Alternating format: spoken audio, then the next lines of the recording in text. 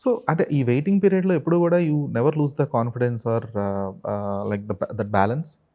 లేదు. నాకెప్పుడు ఒక వెయిటింగ్ పీరియడ్ వచ్చిందంటే, లేకపోతే నేను షూట్ చేయకుండా ఇంట్లో కూర్చున్నానంటే, నేనేమనుకుంటున్నానంటే, దిస్ ఈజ్ ఎ టైమ్ నాకు దొరికింది ఏనో కొత్తది నేర్చుకోవడానికి. నాకు ముందు ఏదో ఒక ప్రాజెక్ట్ వస్తుంది. దానికి ఇది కావాలి, ఇది నేర్చుకోవాలి. సో, అందుకే నాకు ఈ టైం వచ్చిందని. So, I would look in what I am like not good at.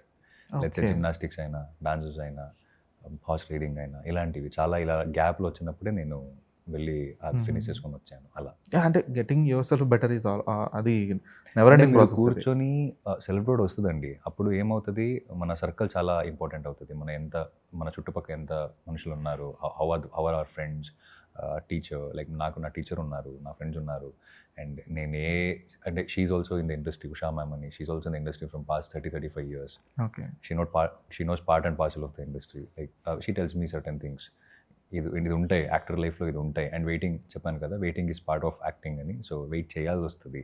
And అప్పుడు మనకి how we keep our self busy అనేది చాలా ఇంపార్టెంట్ అవుతది. అంటే ఇది సేన్‌గా పట్టుకోవాలి కదా కొంచెం. లేకపోతే ఎక్కడెక్కడెక్కడికో వెళ్ళిపోతది. I okay. థింక్